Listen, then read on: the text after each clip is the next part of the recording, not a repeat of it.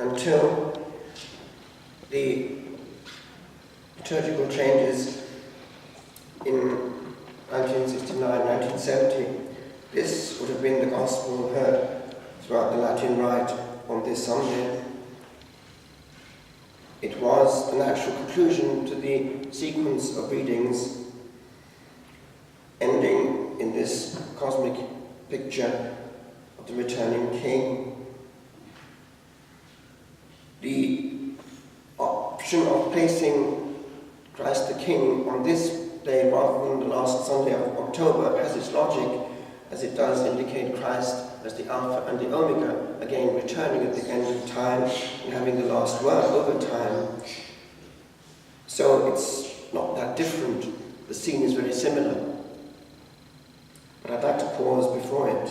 It concerns us all. Do you know that the one thing that links us to all inhabitants of time is that we're all sitting on the same moment of it? We're each sitting on this second. We can't avoid it. It'll move through us. But we have it in common. We don't have it in common with those who went before us. What we have in common with them is what they have left now and again upon a moment that we can relive. A page, a film, a poem, a letter. In a different way, a memory, very real, but it's gone. We also can leave something on time, on the map, I mean, for good or for bad. We have nothing of the next moment, nothing, except its preparation.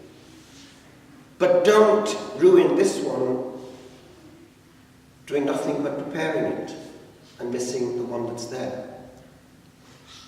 Rest upon the moment. You'll never have it again. And many people ruin it because of that other bit. Trying to sort out at all costs every eventuality to come. Living always outside reality.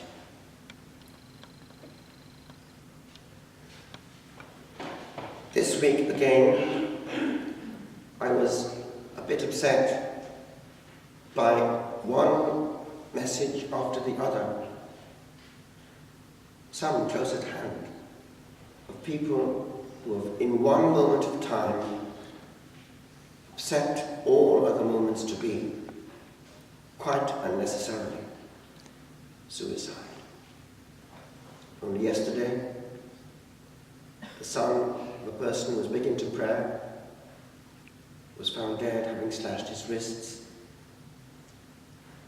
Only a few days ago, the brother of someone I know very well took the farm shotgun and shot himself without any reason or warning, apparently. Others, again, there's no point in going into detail. And what will one escape? One sees then, once outside the body, time as it is. And also this haunting thought, I had it once, I threw it away. I'll never get it again.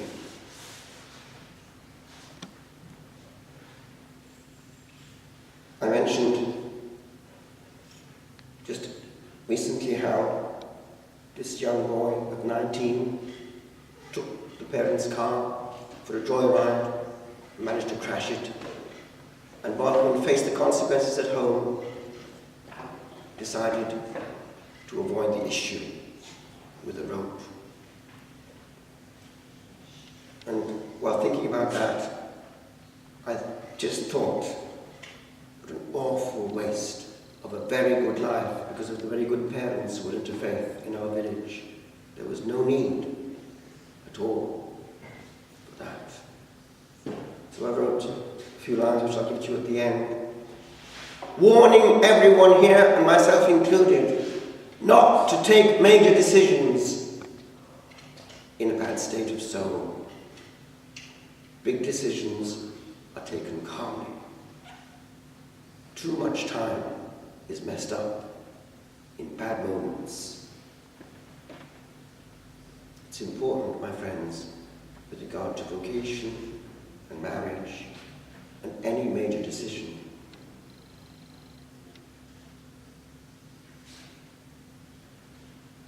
Just before coming, the new bishop actually phoned out of the blue and said, could you come early on Wednesday? Because I'm taking a few people, 3 actually, to talk to him about possible vocation, people I know well. But these are choices which mature slowly and through knowing people, picking up what the Spirit is saying. Decisions of vocation are taken under the authority of the one who gives them. They can't be fabricated. Depth is needed for this work. And anyone here who's thought of it, don't turn away, because all time will come back. And it makes a big difference going through life and therefore eternity consecrated entirely to the Alpha and the Omega when one could be and just living with half a vow. Just this coming week, 2 young ladies I know well will be solemnly professed in Holland and also given the solemn virginal consecration which can be part of it in the Benedictine life. Adoration all day and all night, just angels in anticipation. And do you think that will not have an effect on eternity? Why just go through time just about being saved when one could actually go to the maximum and enjoy bliss to the full with the one who gives us life?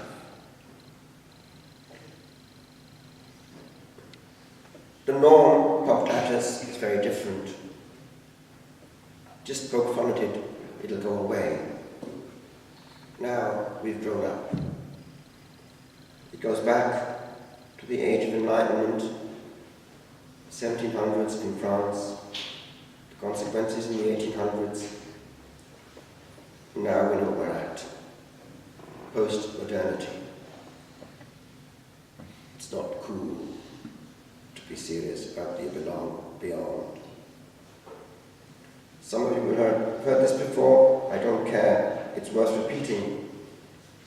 It'll be repeated forevermore on the other side for the one who only knows this. It was when, in those days, people didn't really think it was worth taking seriously the beyond. This, by the way, is true. It's well documented. It was in 1812. There were 2 officers, well placed, who were just talking casually about death.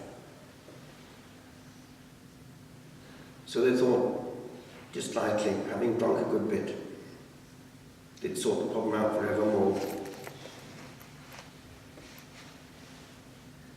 If by coincidence, something would exist on the other side of this curtain. Okay, whichever of the 2 of us shall depart first, we'll come back to give a word to the other one. Agreed? Excellent idea. Both of them, half drunk, gave each other their word of honor. That was important. Some weeks later, there was a big battle. The Russian army started the campaign, and the general in question received orders to leave immediately in order to take an important command. The one giving these commands ultimately is Napoleon Bonaparte, who made the same mistake as Hitler. They didn't realize that the weather in Russia was the best soldier of all. He had left Moscow for 2 or 3 weeks, when one morning, very early in the morning, when my grandfather, so this is authentic, was dressing, the door of his room brusquely opened. It was the Count. His name was Orlov, in dressing gown and slippers, his hair on end, with wild eyes, pale, deadly pale. "What? Orlov? Is it you? At this hour? In these clothes? What's the matter with you? What happened?" "My dear, I believe that I am becoming mad." "Oh no."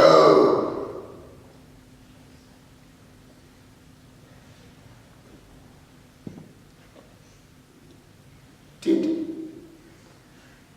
he come back? No. No. He has not come back. And that is what frightens me.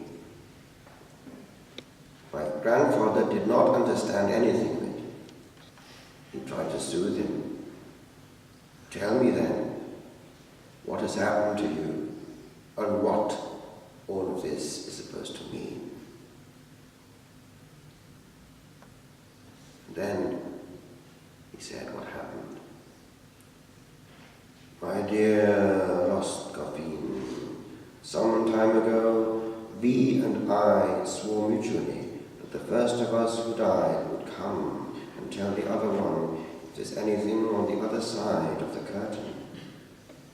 Well, this morning, hardly half an hour ago, I was calmly in my bed, awake for a long time, not thinking of my friend at all, when suddenly the 2 curtains of my bed were brusquely parted, and I see, at 2 steps from me, General V, standing upright, pale, his right hand on his chest, and saying to me, "L'enfer existe, et moi j'y suis." Hell exists, and I'm in it. And he disappeared. I came to you at once. My head is splitting apart. What a strange thing. I do not know what to think about it. My grandfather calmed him down as best he could. Hallucinations, nightmares. There are so many extraordinary, inexplicable things.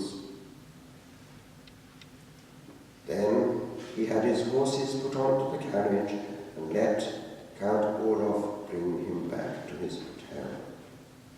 Now, 10 or 12 days after this strange incident, an army messenger brought my grandfather news, amongst other things, of the death of General V.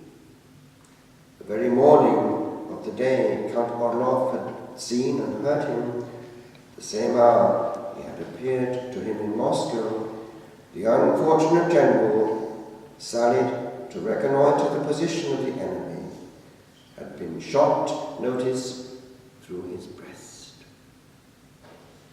by a bullet, and had fallen stark dead.